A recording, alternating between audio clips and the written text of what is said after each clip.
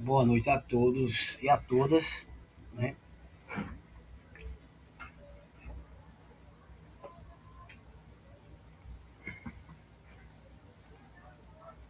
Primeiramente quero agradecer ao Eterno, né? E também os nossos autores aí, mais respeitados na engenharia elétrica, né? Por suas contribuições, por suas contribuições, o Simon Haikin, né? É, e pela sua valiosa contribuição na área de sinais e sistema, né? E suas obras serviram assim como importante base teórica para o desenvolvimento desse trabalho aqui, né? Contribuiu significativamente para a compreensão e aplicação dos conceitos.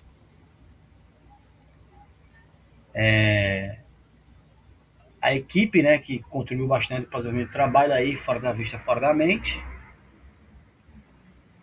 os integrantes, né?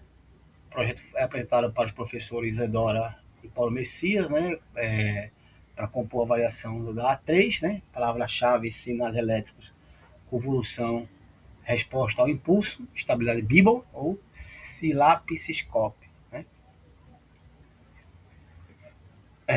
Com base nos materiais das aulas aqui, né? Esse material foi desenvolvido com base nos materiais dos professores, né? Nas aulas 2, por exemplo, e assim por diante, né? Que apresenta assim, o fundamento da análise de sinais elétricos aplicado na engenharia. Isso são abordagens principais classificações de sinais, né? Sinais contínuos, discretos, né? Bem como sinais determinístico, aleatório, né? Também são estudadas funções singulares, degrau, impulso e rampa, amplamente utilizado na modelagem de sistemas dinâmicos. Né? O trabalho vai se destacar principalmente falando sobre a resposta a impulso ao DNA, né? Que esse slide aqui ele representa um dos conceitos mais importantes da teoria de sinais sistema, né? Que é a resposta ao impulso. Né? O sistema, porque ele contém todas as informações necessárias para descrever o comportamento dinâmico de um sistema lineares e variante ao tempo, tá? Também conhecido como LTI, né? Sistema LTI, né? Apresentando assim à esquerda aqui, né? Observamos que a resposta ao impulso, né? A saída ela produz quando a entrada do sistema ao impulso unitário, que ela representa por T, né? É um sistema contínuo, né? E N, né? Sistema discreto, a saída corresponde denominada HDT, né? Que representa justamente a resposta ao impulso do sistema. Na parte central, vemos essa resposta, ela é representada em diferentes tipos de sistema, né? O sistema de contínuo, resposta em sua função contínua do tempo, representada por HDT, né? Já nos sistemas discretos, a resposta aparece de forma de sequencial de amostra, assim, que representa o HDT. O motivo pelo qual a resposta é considerada assim DNA, né, no sistema, porque ele mostra qualquer sinal de entrada pode ser composto de uma soma de um pequeno impulso, delocando o tempo.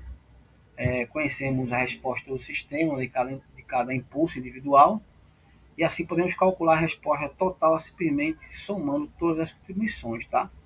Esse processo ele é conhecido como convolução, né? Matematicamente a saída do sistema é obtida em y de t, que é igual a x de t vezes h de t. Né? A convolução ela permite determinar a resposta do sistema para qualquer sinal de entrada a partir do conhecimento da resposta ao impulso.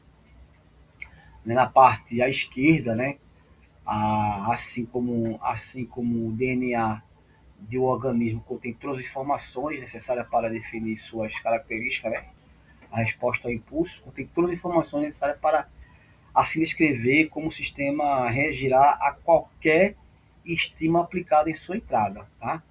Já na seção vantagens, né, observamos que HDT ou HDN permite prever o comportamento do sistema sem necessidade de realizar um novo experimento para cada entrada e saída, né? Além disso, facilita o projeto do sistema de análise de estabilidade, né? Em aplicações de processamento digital, digitais de sinais, no caso,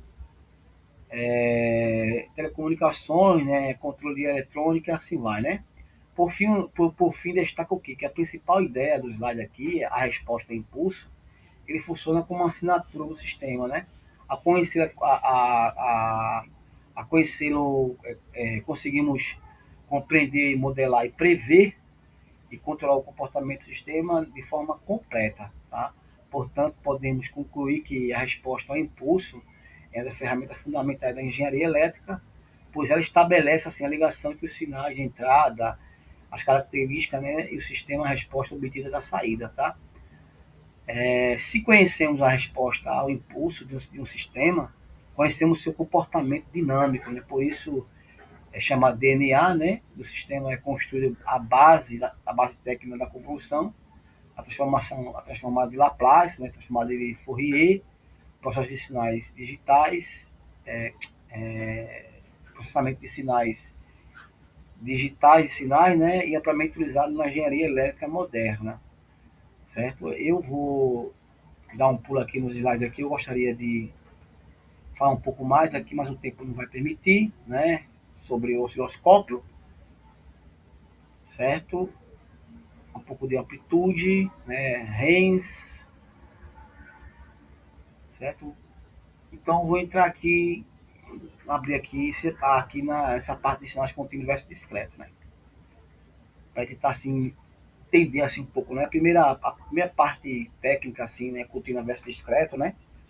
A natureza de tempo, né? Ela implicasse a diferença do tempo para quem está começando assim o estudo na área de engenharia elétrica. Parece assim é meio assustador, né? Mas colocar as duas coisas lado a lado, né? Esquecer tudo, né? Tudo, né? Um lado e a gente tem um sinal de tempo contínuo, né? Pensando numa tensão elétrica assim de uma forma da tomada, onde ela flui, né? Sem nenhuma interrupção, né? Existindo em todos os infinitos, né? Está o tempo, né? O outro lado é o sinal de tempo discreto, né? A captura, né? É só um momento bem específico, né? Isolado, né? Como se a gente tivesse várias fotos em sequência, né? Ou fizemos uma amostragem estatística, né? Isso leva a gente para um obstáculo maior, né? Entre sinal analógico e sinais contínuos, né? Assim, sinal analógico, ele é exatamente igual ao contínuo, né? Tem um erro aqui incrivelmente comum, gigantesco, né? Um erro assim incrivelmente que assume que dizer que um sinal contínuo é o mesmo que dizer que ele é analógico, né? Para isso é intuitivo, né? Misturar as duas coisas, certo? A resposta para isso, né? Certo? É um sonoro não, né? Tá? Certo? São coisas diferentes, totalmente diferentes, né? Sabe? Gostaria de aprofundar aqui nessa parte aqui, mas, né? Classificação de sinais, funções singulares, simulação, através de sílaba, convolução, sistema em segunda ordem, tá? Só que eu vou testar aqui as funções singulares, né? Certo? As funções singulares, né? Ferramentas matemáticas, né? São fundamentais para analisar e testar o sistema, né? A função de grau unitário, ela representa uma mudança instantânea assim de estado, né? Como ligar um interruptor, né? Ou acionar a máquina, permite observar a resposta do sistema de entrada repetida, né? Já a função impulso, né? A gente utiliza, né? Por impulso, ai caramba, a função impulso unitária, no caso, né? É utilizada para determinar assim, a resposta ao impulso, que contém todas as informações necessárias para caracterizar assim, um comportamento do sistema linear. Por meio de uma resposta, dessa resposta, não é possível prever o que? como o sistema reagirá assim a qualquer outro sinal de entrada, né? Essa função são amplamente utilizada na engenharia elétrica também, né? Principalmente sistemas de controle, né? Circuitos elétricos, telecomunicações, processamento de sinais, tá? Deixa eu ver aqui, né? As funções singulares, né? Suas aplicações, né? Suas aplicações. Testando o sistema singular, né? É, substituindo, ai caramba, substituindo, informar que o estudo analisado a resposta, né, ao degrau de um sistema, né, que é a segunda ordem de subamortecimento, né, por meio da simulação SILAB, né, o qual está aqui, né, na parte superior à esquerda encontramos a representação das funções de transferência, é, o sistema de segunda ordem, né, com a sua fórmula matemática aqui, né, cada um que representa a representação em suas frequências, no caso, a coeficiente de amortecimento, o S que corresponde à variável, né, ou até mesmo corresponde completamente à transformada de Laplace, né, essa equação aqui é amplamente utilizada em modelagem, tá? Circuitos elétricos, né, sistema de controle, né, sem-amortecimismo, né, e sistema de eletromecânico, tá? A função singular na seção lateral esquerda, né, aqui tem as representações, né, degrau unitário, rampa unitária, impulso unitário, entrada parabólica, né, certo? Seno, cosseno, né, resposta ao degrau unitário, né, o gráfico central, ele mostra a resposta temporal do sistema para a entrada em degrau, assim, parâmetros que utilizamos fora, né? Tem algumas informações, tá? Tá? A coluna direita aqui, ela direita representa o algoritmo utilizado para fazer todo o ambiente, né? Limpar, definir suas funções vetores de tempo, tá? Alguns códigos foram utilizados aqui nesse sistema aqui, certo? Vou tentar aqui de uma forma me aprofundar um pouco mais aqui. Está sendo um pouco rápido por causa do tempo também. E né, aqui a imagem ela representa assim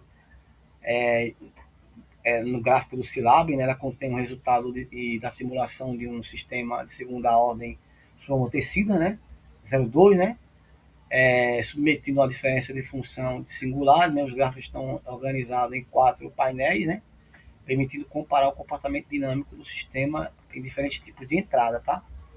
A resposta ao degrau, né, no canto superior aqui à esquerda, é possível observar, né, a resposta do degrau unitário, né, a curva inicial é zero, ela cresce rapidamente, né, ela cresce aqui rapidamente e ultrapassa o valor da referência, ultrapassa aqui passa o valor da referência e tá? Vamos lá, deixa eu ver aqui a resposta ao impulso, né? No canto superior aqui à direita, encontra-se a resposta ao impulso unitário, né? A saída apresentada um pico inicial elevado, seguindo a oscilação, tá? Positiva e negativa, que diminui progressivamente até se aproximar do zero, tá? A resposta ao impulso revela diretamente a dinâmica natural do sistema, né?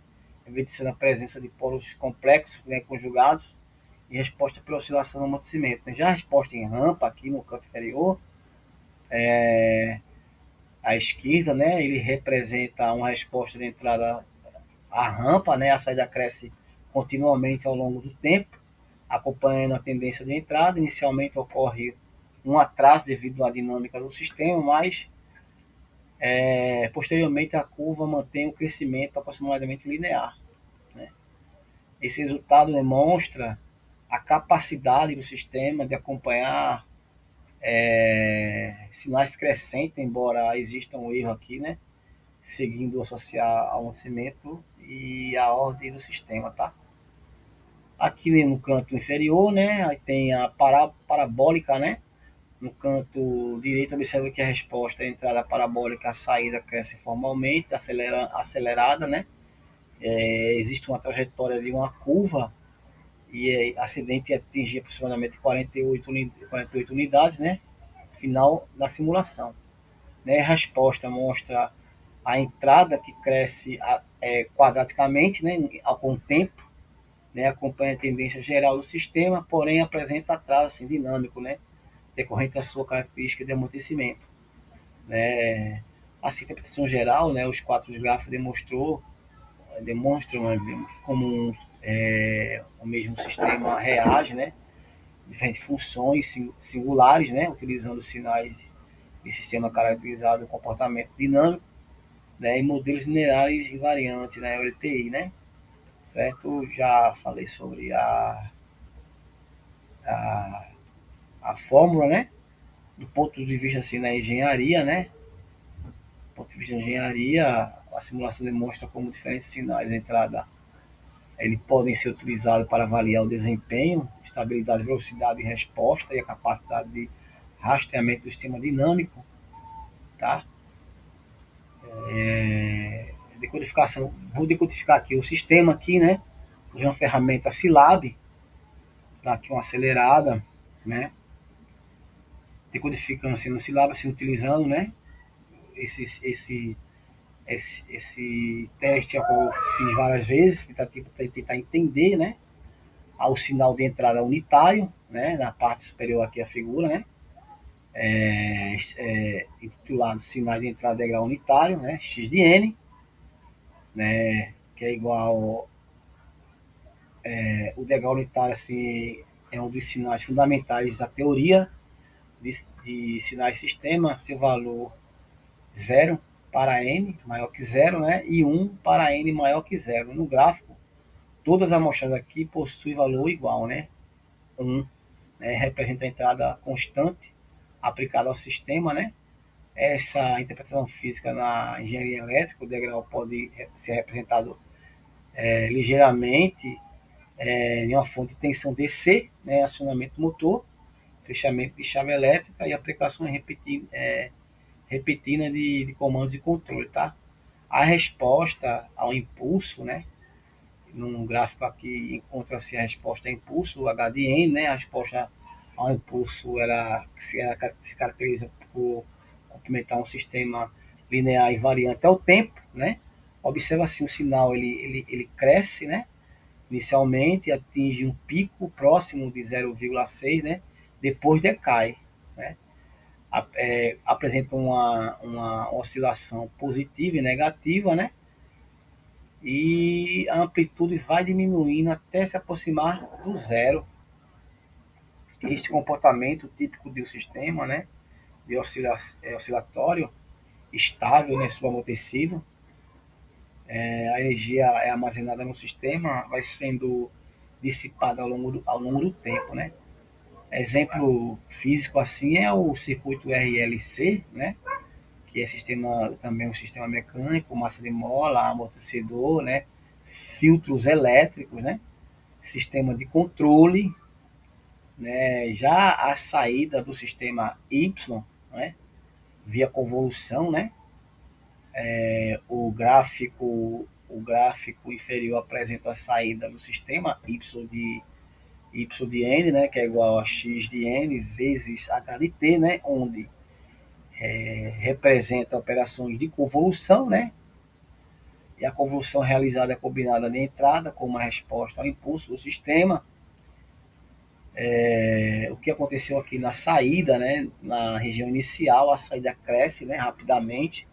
Isso ocorre porque cada nova amostragem do degrau, né, adiciona contribuições positivas, né, provenientes da resposta ao impulso. O sistema acumula energia, né, na região amortecida aqui, aproximadamente N de 10 aqui, né, que é igual a 40, observe que o patamar fica próximo de 2, né, nessa região, né. O sistema de entrada de regime quase permanente, né, a influência assim, de oscilação inicial diminui, né, e a resposta torna-se mais estável, né. Aí na região posterior, assim, após aproximadamente o 0,45, apresenta oscilação negativa. Isso ocorre porque a resposta ao impulso possui valores negativos. Essa parcela passa a contribuir para a convolução, né? O resultado gera uma pequena oscilação de amortecimento. Essa região final, assim, ela oscila, né? Desaparece gradualmente, né? E o sistema retorna ao equilíbrio devido à estabilidade do sistema, né? Como a resposta ao impulso tendendo a zero, a saída também converge para o valor final, né? A interpretação matemática, né? A interpretação matemática está aqui, né? Porque é a soma ponderada, né? Cada amostra dentro ela produz uma cópia dela, né? O som, a soma de todas as suas cópias gera a resposta final observada, né? A aplicação da engenharia elétrica, essa análise é fundamental para processos digitais e sinais DSP, né? Filtragem de ruídos, compressão de áudio, né? Processamento de voz, sistema de controle, análise de estabilidade, né? Resposta transitória, projeto de controladores, né? Já nos circuitos elétricos, né? A resposta RLC, né? Transitória, transitória de tensão e corrente, o estudo de amortecimento também, claro, né? Tenta telecomunicação, né? De canais, filtros digitais, transições de sinais, né? Assim, a figura aqui, o que ela demonstra um degrau unitário, né? Foi aplicado o sistema discreto, né? Cuja resposta ao impulso oscilatória e amortecimento, né? Através da convolução, e ela obtém a saída do sistema que inicialmente cresce, né? Apresenta um regime transitório, oscilações e posteriormente converge devido à estabilidade, né? É isso aí. Na etapa 2 aqui, né? Foi utilizado também o software Silab, né? E a parte de amortecimento, né? A estabilidade, né? E a acomodação sobre sinal, né? Certo? A função de transferência, a resposta geral. O que a imagem mostra, né? Uma simulação no Silab, né? Para a gente comparar a resposta ao degrau, sistema segunda ordem, né? Com diferentes coeficientes de amortecimento. E tema muito importante, assim, engenharia elétrica, né? Controle de automação, eletrônica e sistema dinâmico, né? E tive que bater a foto aí porque bugou o sistema fazendo esse tipo de trabalho aqui, o problema desse lado, mas essa é a imagem, né? Tá? A sua função, né? Tem a função de transferência, né? Tem a frequência natural, o coeficiente de amortecimento e a variável, né? No final, o que esse gráfico mostra, né? O que esse gráfico mostra? Ele apresenta três curvas, né? Três curvas aqui, que representa a resposta do sistema submetida a uma entrada de degrau, né? Todo o sistema na parte do valor zero, né? Converge para o valor 1 igual, né? Porém, cada um chega a esse valor de forma diferente, né? Ou seja, o sistema subamortecido, né? É um, né? E a curva que representa a oscilação, né? Observa assim, suas características de crescimento mais rápido, né? Ultrapassou o valor final, offshore, né? A oscilação acima, a oscilação acima, né? E abaixo o valor de referência, e assim a oscilação diminui gradualmente, né? O sistema possui pouca dissipação de energia, né? Aqui um exemplo de circuito RLC, né? Pouco amortecido, né? Motores elétricos, né? Com um ajuste inadequado, por exemplo, né? Sistema mecânico com pouco filtro, né? Quanto menor o amortecimento, maior a tendência a oscilar, né? O sistema criticamente amortecido, né? A curva intermediária, né? Não apresenta oscilação, não ultrapassa o valor final, né? Atinge o regime permanente no menor tempo possível, sem oscilação, né? A importância, assim, considerar o comportamento ideal em muitos projetos de engenharia, que combina, assim, a rapidez, né, estabilidade, a ausência de offshore, né, fala muito bem inglês, né. E um exemplo serve motores, né, sistema de posicionamento, elevadores que eu trabalhei um tempo, né, com, assim, um controle industrial, né, certo? Já a curva mais lenta, né, ela se caracteriza aqui, não oscila, não ultrapassa o valor final, né? E demora mais para atingir o valor desejado, tá? Anterior, esse excesso de amortecimento da energia dissipada rapidamente, ela reduz a velocidade da resposta, né? Um exemplo, um exemplo do sistema mecânico como um atrito, né? E circuito excessivamente amortecido, equipamento projetado para maximizar a estabilidade, né? Aí existe a comparação em resposta, né? Certo? Que fazer uma comparação aqui também, né? Foi feito esse um Silab, né? Certo? A figura se demonstra assim, uma influência de coeficiente de amortecimento, né? Em resposta de um sistema de segunda ordem submetido a um degrau, né? E subamortecido na resposta rapidamente, né? Pois oscila criticamente, né? Amortecida, né? Atinge um equilíbrio no menor tempo, sem oscilar, né? Esse subamortecido aqui apresenta a resposta mais lenta, né? Porém extremamente estável, né? E é fundamental no projeto de circuitos elétricos, né? Sistema de controle, máquinas elétricas, né? Esse processo industrial permite escolher o comportamento dinâmico mais adequado para cada aplicação, né? A parte negativa, né? Que, que, que toda a região da curva assim fica abaixo da linha de referência no sistema subamortecido, né? Depois do primeiro pico, né? A curva cresce, né? Passa por momentos momentaneamente baixo de 1, né? Antes do valor subir. Esse trecho de 1, a parte negativa relativa ao valor final, né? No sistema criticamente amortecido, né? E subamortecido, né? Não há parte assim negativa, significativa, né? Porque a resposta não oscila nem cruza abaixo do valor de referência, tá? É importante, consideramos que o eixo horizontal de y de igual a zero como referência absoluta, né? Estão nenhuma das curvas da imagem entre valores negativos, todos permanecem acima do zero, que chamamos de parte negativa aqui, é o trecho de resposta que fica abaixo da linha final desejada durante a oscilação, né? Vantagem, a resposta ela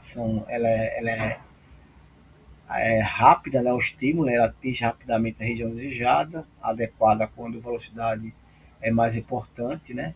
Que a pressão inicial. A desvantagem é que ela apresenta oscilação, né? Ela possui um offshore que ultrapassa o valor desejado, também pode causar vibrações mecânicas, né? Negativas, né? Instabilidade de alguns sistemas. Exemplo é o controle de motores e sistema de rastreamento de alguns circuitos eletrônicos, tá? Já no sistema assim criticamente amortecido, né? A vantagem não apresenta oscilações, tá?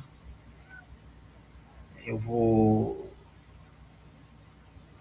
gostaria de falar um pouco mais, né? Só que infelizmente o vídeo vai ficar muito acima, né? Tem muitos pontos aqui para ser tratado, né? O futuro do mundo real, né? O impacto do mundo real, né? Qual é o futuro, né? Análise de sistema, transformar ondas invisíveis em conhecimento, controle e inovação para construir o futuro de engenharia elétrica, né?